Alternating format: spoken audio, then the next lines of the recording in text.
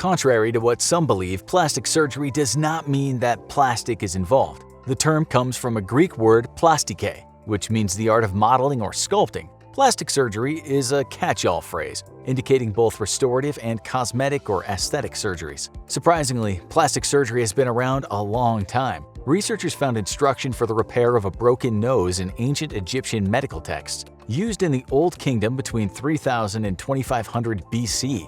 Ancient India and the Romans also performed plastic surgeries, including ear, lip, and nose repair. The industry of modern plastic surgery grew rapidly after World War I when thousands of disfigured soldiers came home from the battlefield. Currently, the field of plastic surgery encompasses many surgical fields and includes craniofacial, pediatric, body contouring, and burn repair. According to the American Society of Plastic Surgeons statistics report, in the U.S., 14.9 million cosmetic procedures were performed in 2019 to the tune of $16.7 billion US. This includes 13.4 minimally invasive procedures such as Botox and 1.5 million surgical procedures. 92% of all cosmetic procedures were performed on women patients. The top 5 most popular surgical procedures for 2019 were breast augmentation, eyelid surgery, liposuction, and nose reshaping or rhinoplasty. For females, the most popular surgery was breast augmentation, and for males, rhinoplasty. So, what happens when you get a nose job or rhinoplasty? Well, it depends on why you're having the procedure. Common alteration requests are smoothing a prominent bump in the bridge of the nose, restoring symmetry to the nose following an injury, reducing the size of a nose that's too large, and correcting breathing problems by opening up blocked nasal passages. Each surgery is unique based on the needs of the patient and their particular facial anatomy. It's suggested that candidates for rhinoplasty be at least 19 years old before surgery. Typically, the nose is fully physically developed around age 14 for girls and age 16 for boys, but the rest of the face often continues to grow for a few more years. Although cosmetic surgeons take special care when evaluating young patients, it's best that the entire face be developed before rhinoplasty is performed so the results look as natural and congruent to the patient as possible. A quick nose anatomy lesson. The upper third of the nose, known as the bridge, consists of the nasal bone, while the lower portion of the nose consists of cartilage. The shape and appearance of the tip of the nose is formed by alar cartilage. The columella is the flesh at the base of the nose that lies between the nostrils. Internally, the two nostrils are separated by a thin layer of cartilage called the septum. Often, rhinoplasty is performed with the patient under general anesthesia. However, it can be performed with a patient intravenously sedated and under local anesthesia.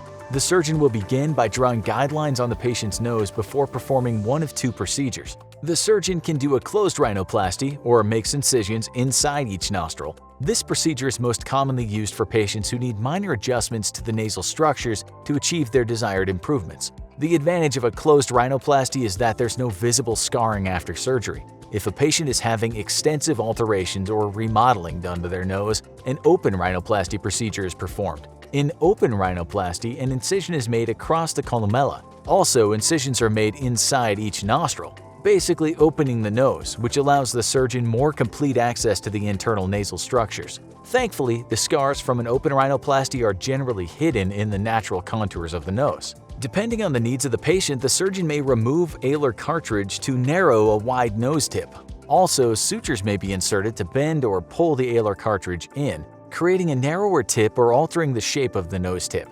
If the patient's septum is deviated, the surgeon will straighten it, and cartilage may be removed from within the nostrils to improve breathing. The surgeon may remove a dorsal hump from the patient's nose by shaving away small portions of cartilage and nasal bone. Sometimes carving away a dorsal hump may leave the patient's nose with an open roof or a hole where the hump used to be. The surgeon will reposition the nasal bones in such a way as to close the open roof. Repositioning nasal bones can narrow the mid-portion of the nose. If the narrowing is not desired, the placement of cartilage grafts are used to help the nose retain a wider shape.